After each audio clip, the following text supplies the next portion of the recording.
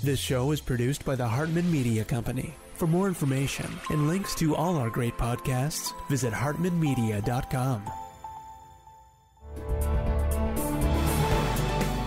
Welcome to the AIPIS show for accredited income property investment specialists and those who aspire to be. If you're a real estate, mortgage, or financial professional, this is the place for you. We'll explore innovative investment analysis, sales, marketing, and income-generating strategies for the most historically proven wealth creator, income property. Learn from the experts as they show you how to build a better business and a better life. It's my pleasure to welcome one of our clients to the show. Has been a client for years, overcame some challenges, did a great job of it, and is now on the path to financial freedom. His name is Sean Carroll. He's a New York City-based professional actor and entrepreneur. He's got over 15 years experience in several industries. After losing nearly every penny during the Great Recession, he built a top-producing real estate sales team in one of the toughest real estate markets in history by becoming the local expert on short sales. So we all know about short sales. We've talked about that before.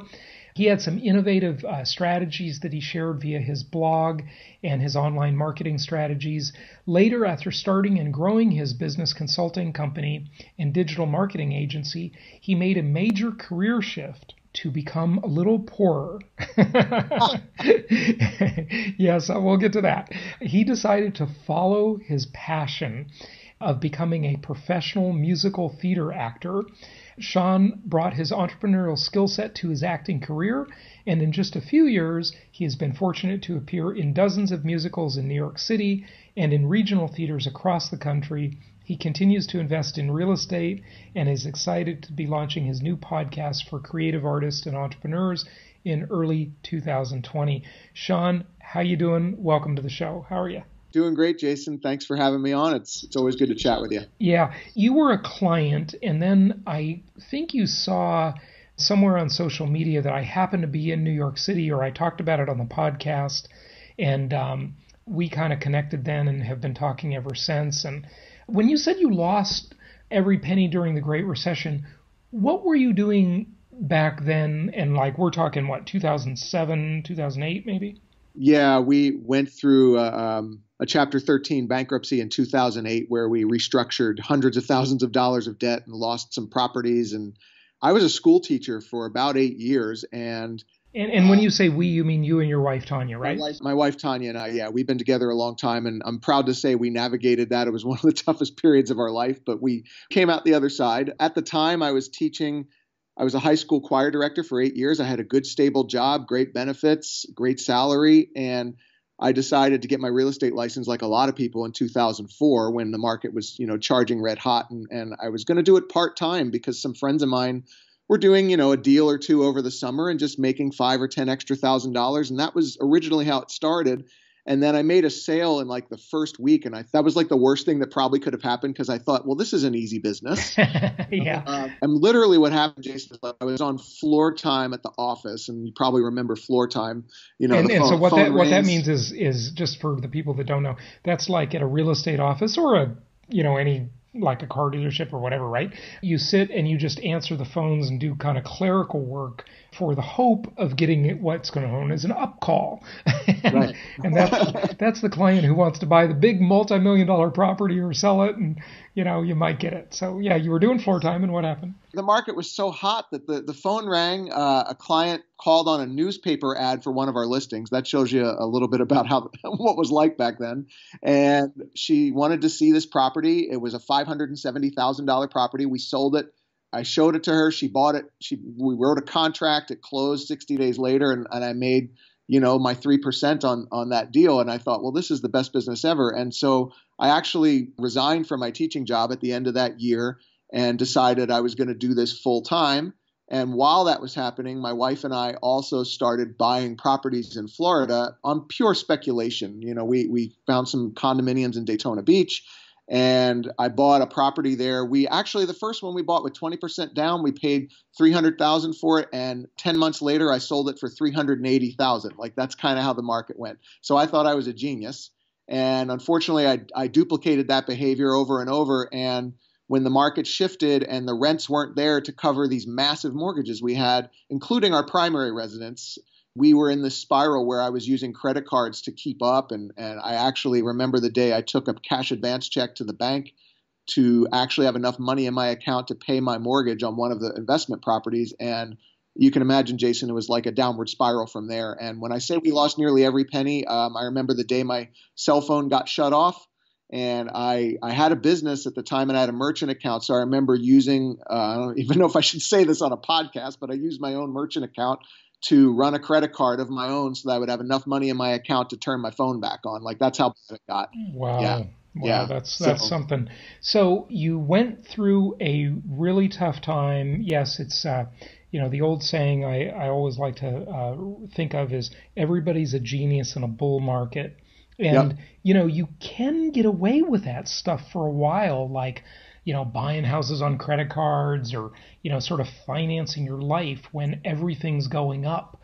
But eventually things correct. And what goes up must come down, right? Yeah. And when we had that success or initial success because of the market conditions, I mean, we're talking I was 28 years old at the time and I was seeing these profits on sales of $100,000, $120,000. And so I'm thinking, wow, so naturally when you do one, now the next one, I want to leverage even more. And that behavior it's just not fundamentally sound behavior. And at the time, I remember the thinking for all of us at the time, because I know there was a lot of very smart people who got burned or burned themselves. And the thinking was, well, when the market starts to shift, we can always sell. And what unfortunately happened, as you know, is the market shifted so quickly that there was no way to sell these properties and get out from under them without taking massive losses and being, several $100,000 underwater. I never even imagined that worst case scenario. I thought, well, I'll just sell if things soften up.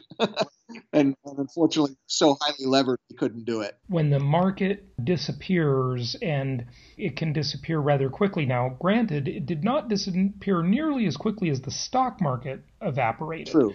And other markets, but real estate certainly got hurt a lot faster. And you were buying like high-rise condos, or what were you buying? Our investment market at the time was Daytona Beach, and we bought the first property was a 2-bedroom, 2-bath oceanfront condo that we were planning to rent, sort of like on then there was no Airbnb then. The online vacation rental business was just kind of starting, and so we were going to do that. And unfortunately, I didn't read my condominium bylaws that said you can't rent short term. So the association forced me to go long term. And then we bought another 2-bedroom condo. And then the deal that actually broke the camel's back, if you will, was sight unseen. I purchased a $500,000 4-bedroom, 3-bath house with 5% down, and I asked the seller to give me $15,000 in closing costs so that I would have to come up with even less cash. Right, yeah. That property rented, get this, Jason, the market rent on that $500,000 property was $1,350, and somehow Sean thought that was a good deal. Isn't that funny? Well, Sean, I wish you would have met me sooner.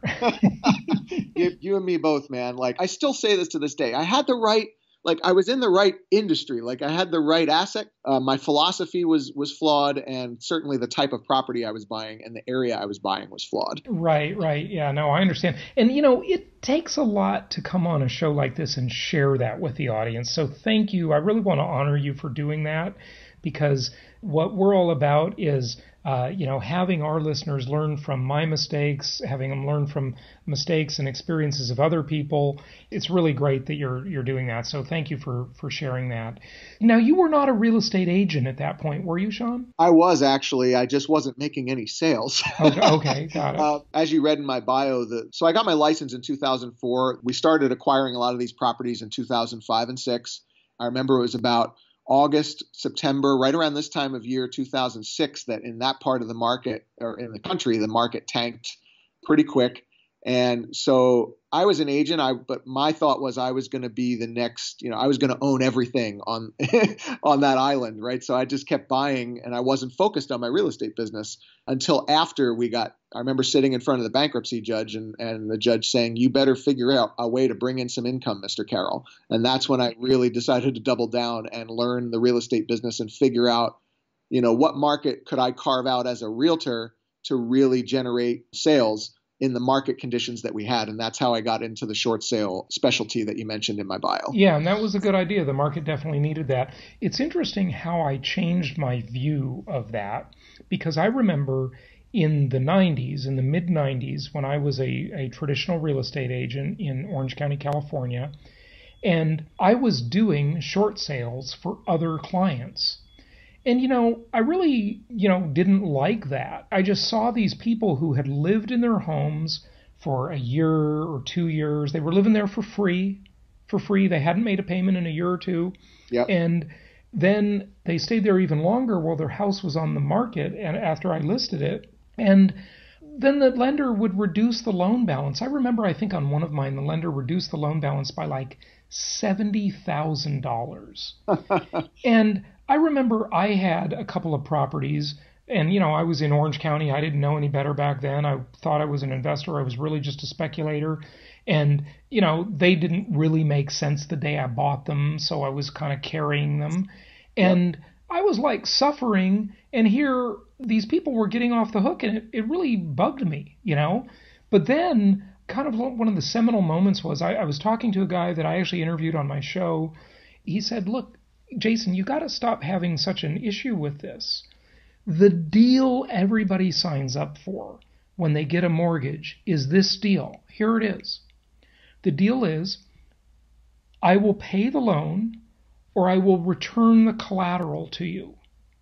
One or the other. And some people opt to just give them the collateral.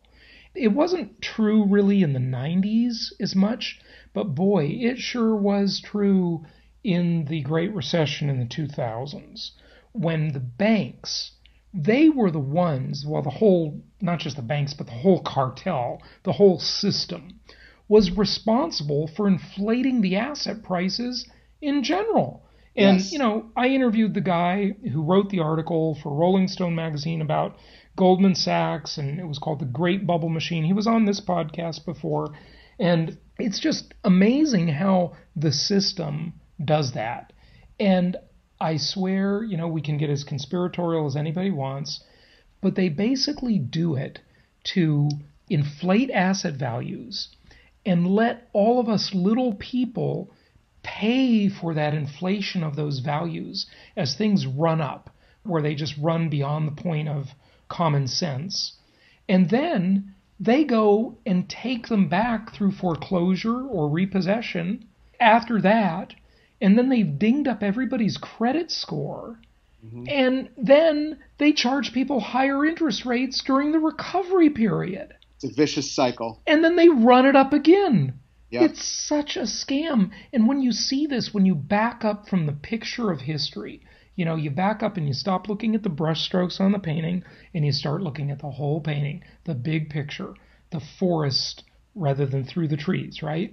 Yep. You see that they do this over and over. It's like every 10 years, it's the same story. Now, sometimes it's more or less pronounced than it is other times, but it's the same basic deal. Incredible. Yep. For sure. And to your point, this was a tough emotional time, not just because we were losing a lot of money, but I remember really battling with my own conscience about my own properties and negotiating with the banks and because I'm thinking, well, I agreed to pay this money back. And it never dawned on me that in the case of a real estate loan, especially, that is the deal, is that, hey, you're lending on this asset. Right. And it's a business transaction.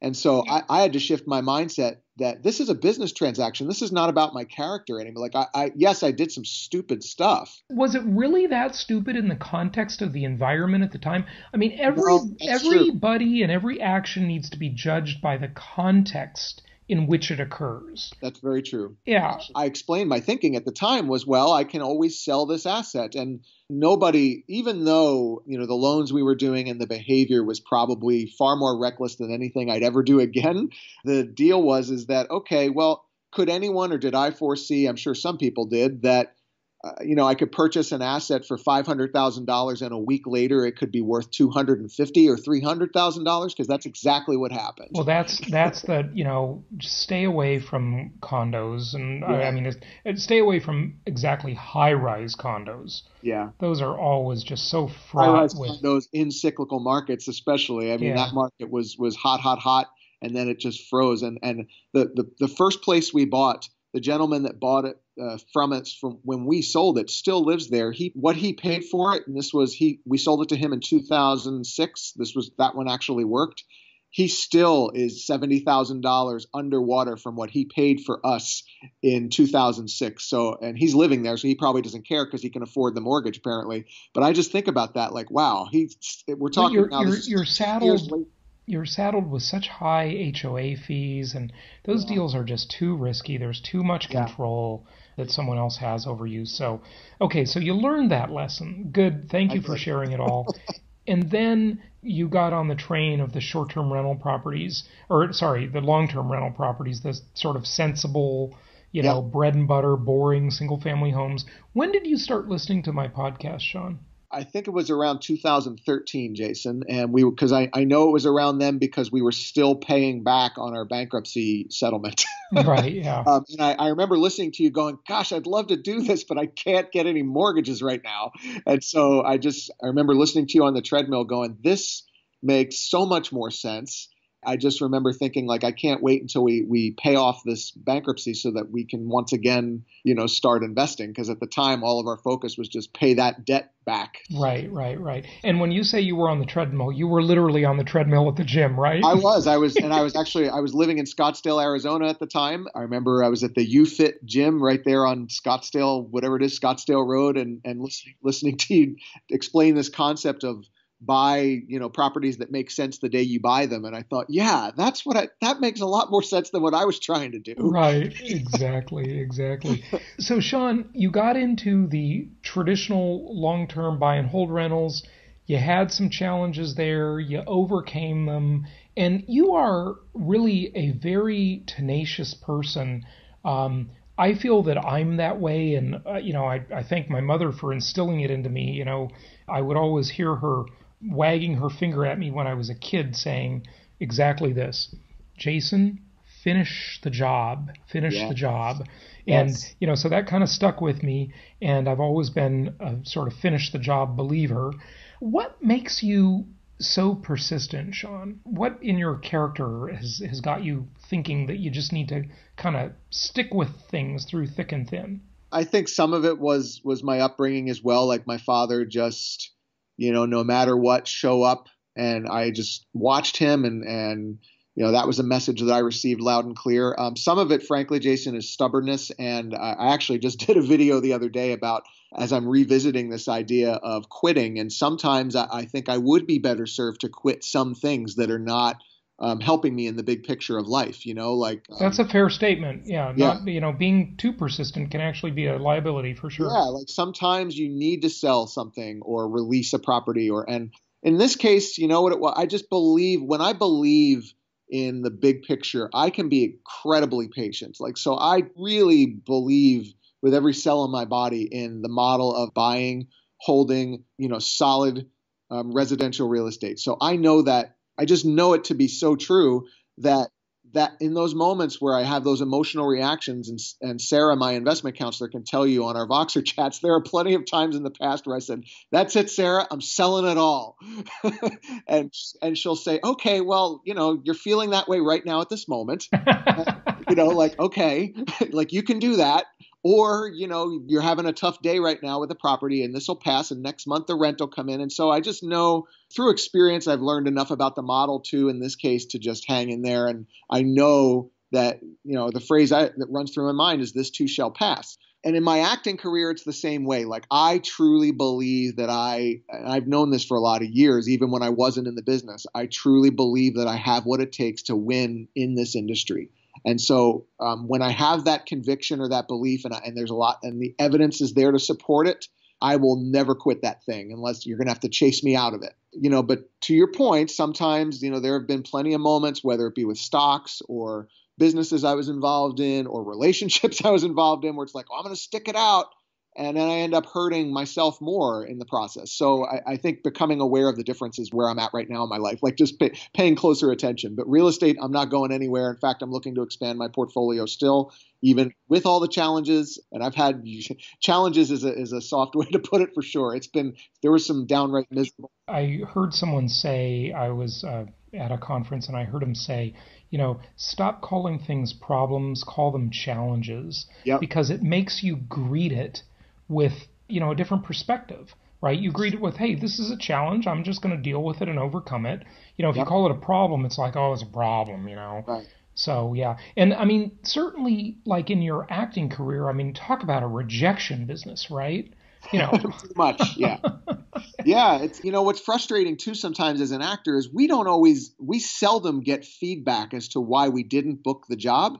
Every once in a while, you'll get someone that'll give you that feedback where they'll say, hey, we went with somebody because of this. And almost always the reason I don't book a job or any actor doesn't book a job has nothing to do with how talented you are. So that can be incredibly frustrating, where you just keep showing up, and you don't even really know what's going on behind the scenes. At least with real estate, like the market and the behavior of the properties, the performance of the properties, like I'm at least getting feedback so that I can course correct a little easier. With acting, it's a little different. That's why I hire coaches in acting, because they can see things in what I'm doing that I can't see. Come to think of it, now that I'm saying it out loud, I mean, that's kind of the role Sarah plays as an investment counselor for me, is she can objectively look at something that I'm right in the middle of and kind of call balls and strikes, to use a baseball term, instead of she's not emotional when she's giving me suggestions or advice. Whereas when I'm in it, it's a lot harder to see. Sure. Yeah, that's definitely true. Now, last year, you and Tanya, your wife, came to our Venture Alliance Mastermind meeting in New York City. Of course, you live there, and It was great that you guys could attend that. Tell us a little bit more about like having a coach and constantly educating yourself. And you seem like you're very engaged in wanting to learn more and, be coached. I mean, some people aren't coachable, right?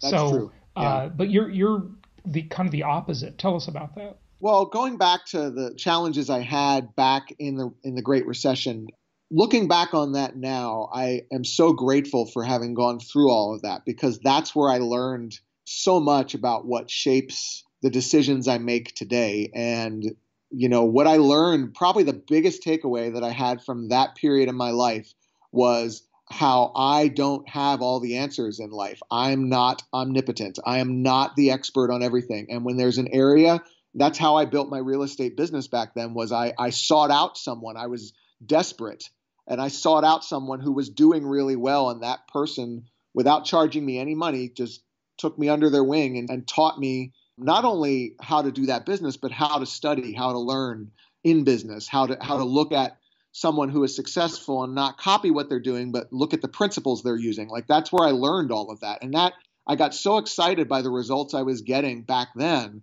that it just stuck. And I started going to more conferences, and I started to invest in myself. And now, looking at that maybe almost 15 years later, I still do that. The difference now is that, as I've seen, especially the coaching industry blow up into what it is now, I'm just much more careful in who I take advice from. And because one thing I've learned is that, I want to learn from people who are actually doing the thing that I'm trying to do versus, everybody's got an opinion on something, right? But I just love to learn. Do, yeah. And I love the feeling that I get when I see myself. Like I kind of look at myself growing, and I look at, I journal a lot, Jason, so I'm able to go back and read what was on my mind 3 years ago. And it gives me a good sense of fulfillment to see that growth. And so it just fuels me to do it more, every single day. Yeah, that's really good. That's really good.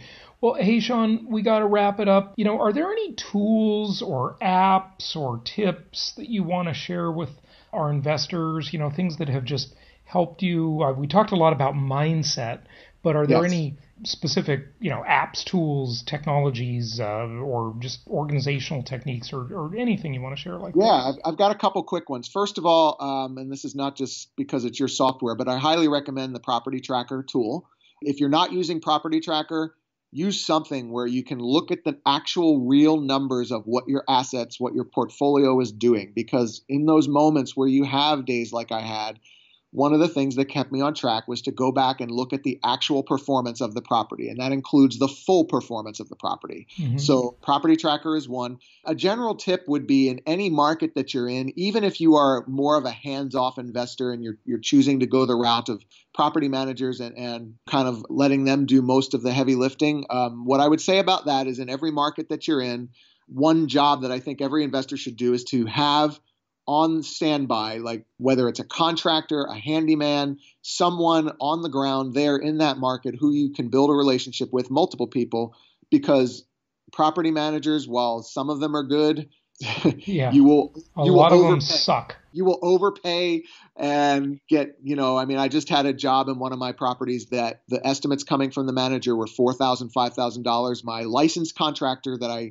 met through a referral did the same job for under $2,000. So we're talking about a substantial savings. Yeah. It's just ridiculous. And by the way, we didn't even get to talk about that, but self-management, you're now self-managing, I think all of your properties or just some of them? Just some of them. I take what's called a hybrid approach. Like I'm on a lower scale of one of the managers I have, there's different pricing depending upon how much you do. So I do more for some of those. And so I pay way less in fees. They handle some of the, the day-to-day stuff, but in terms of if there's repairs, I'm doing more of that. And as I expand my portfolio, especially as I'm looking at some new construction stuff that hopefully will have some less maintenance, I'm looking at self-managing those just because I anticipate that those are going to be a lot easier to run. But yeah, it saved me a ton to get on the phone. Even though I'm a busy guy like all of us, that half hour or 1 hour that I spend getting estimates on my own or making a few phone calls is well worth the $2,500 or $3,000 I would save, in some of those maintenance jobs. So I go back and forth with it. Sometimes, Jason, I don't want to deal with it and I don't want the phone to ring. But then when I see sometimes the savings, I go, well, and the speed too. Speed is the other thing. Like my handyman was in there in 48 hours and had the job done. You really do. When you self-manage, I think you just provide a better service, a better experience for your tenants. I agree. Yeah. She was very happy and she was very cooperative with him. They were texting back and forth. I didn't even have to get involved. Once I called him and gave him her information and let her know that he was going to be in touch, the two of them worked it all out and I got sent pictures and I almost was surprised at how easy it was. Yeah, right. And a lot of times the tenants, they just do a lot of your work for you. It's true. They coordinate appointments. I mean, I've had tenants in my self-managed properties where they're calling around getting estimates for me. They'll say, and I've shared some of this stuff on the show over the years, where they'll say, this one guy came over and I just thought the guy was overpriced and not that good. So I'm going to call around and find some other people for us. They view it like you're on the same team, not like your opponents. And the property managers always set it up like your opponents. I mean, the tenants, they just want a nice place to live, Right. I think you can give it to them better if you self-manage and deal with them directly. It's just a lot easier than people think. But you do have to have a local contractor or some local contacts, and we can help you do that on the show and, at our events, network with our other clients and stuff who are doing it. So, yeah, good stuff. Sean, any other apps or tools or technology? I mean, this is going to sound really basic, but using the Google suite of products, especially Google Docs, where if my wife and I, or if you have business partners or anybody else that you're investing with, or in the case of my contractor, being able to share in real time on the web, in a folder that we can all see what's going on with the repair, what's going on with the property. And what I love about those is they're absolutely free. So you can use the Google spreadsheets, you can use the Google document where you can have a running document. And it also keeps me in control of seeing who was in there when. It gives a lot of accountability. And again, it sounds so simple because it's not like this hot new real estate app. I get it. It saved me so many times from just being able to go in there when I'm on my phone waiting for a train. I can go into the Google suite and, see that my contractor uploaded a photo of what needs to be done. Mm-hmm. You can keep it really simple like that. I'm sure there's some better tools out there, but that has saved me so much time. Yeah, absolutely. Good stuff. Well, Sean, thank you so much for sharing your experiences. It's almost like a rags to riches story here we're hearing from you. Kind of, yeah. Yeah, I still feel like I'm on the path for sure. And there's a lot more wealth that I want to grow and things I want to do. But I'll tell you, it's when I think back to where we were and what both of us, my wife and I both have done to be where we are today, it almost like if you'd have told me this is where we were headed 10 years ago or what, I would have told you were nuts because I couldn't have imagined we'd ever be able to buy real estate again or that I'd ever want to, and here we are with with several properties later and we're still chugging along. Good for you. Thank you so much for joining us today and happy investing. I will talk to you later. Thanks, Jason. Thank you so much for listening. Please be sure to subscribe so that you don't miss any episodes. Be sure to check out the show's specific website and our general website, hartmanmedia.com, for appropriate disclaimers and terms of service. Remember that guest opinions are their own, and if you require specific legal or tax advice or advice in any other specialized area, please consult an appropriate professional. And we also very much appreciate you reviewing the show. Please go to iTunes or Stitcher Radio or whatever platform you're using and write a review for the show. We would very much appreciate that. And be sure to make it official and subscribe so you do not miss any episodes. We look forward to seeing you on the next episode.